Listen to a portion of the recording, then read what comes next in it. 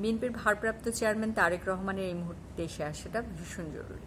আমি বহুবার বলেছি যে তারেক রহমান দেশে আসলে নির্বাচন বানচালের যে ষড়যন্ত্র, নির্বাচন ইলেকশন ইঞ্জিনিয়ারিংয়ের যে ষড়যন্ত্র, সেই কৌশলগুলো পরিবর্তন হয়ে যেতে বাধ্য হবে। এবং সবথেকে বড় ব্যাপার হচ্ছে যে ক্ষমতার যে ভারসাম্যটা এখন একটা আছে, সেই ভারসাম্যটা একটা ব্যালেন্স চলে আসবে।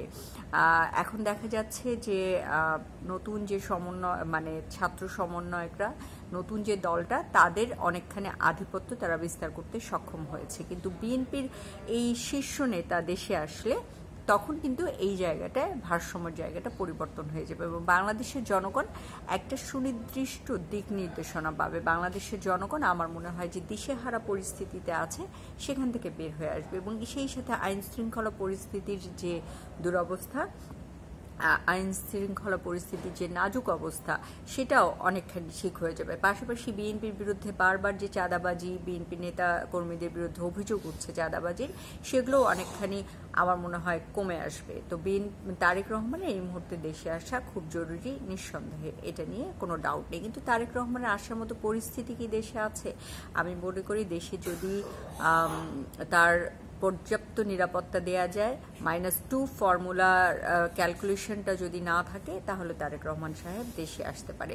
তবে এই আশঙ্কাটা আমি ফেলে দিতে চাই না যে তারেক রহমান দেশে আসলো, তারপর কোনো একটা পক্ষ দেশে অরাজকতার সৃষ্টি করে বিএনপি এবং তারেক রহমানের কাঁধে সেই দায় চাপিয়ে দিল, দিয়ে আবার বলতে থাকলো যে বিএনপির আসলে ভোট করার অধিকার নেই, বিএনপির আসলে দল হিসেবে রাজনীতি করার অধিকার নেই। এ ধরনের কিছু যদি হয়, আমি অন্তত বিস্মিত হব না। সেক্ষেত্রে বিএনপিকে এই ক্যালকুলেশনগুলো করতে হবে এবং আমি চাই যে তারেক রহমান এবং বেগম খালেদা জিয়া একসাথেই দেশে আসুক। দেশে তাদের এই মুহূর্তে তাদের মতো দুইজন শীর্ষস্থানীয় নেতাকে খুবই প্রয়োজন দেশের মানুষের জন্য, দেশের জনগণের জন্য এবং বিএনপির জন্য তো অবশ্যই দরকার।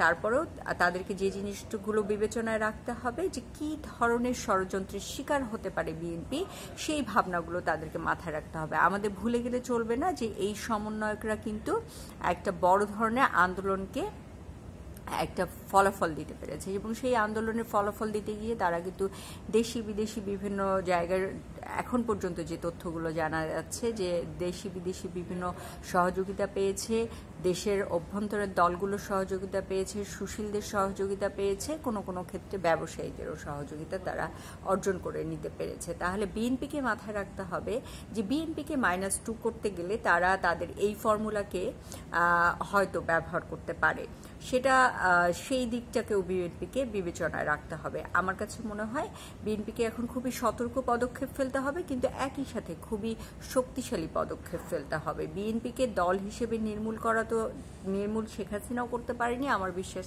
এরাও পারবে না। তবে যে কোনো ষড়যন্ত্রের শিকার যাতে বিএনপি না হয়, তারেক রহমান বেগম খালেদা জিয়া না হন, সেদিকে বিএনপিকে অবশ্যই খুবই সজাগ হতে হবে।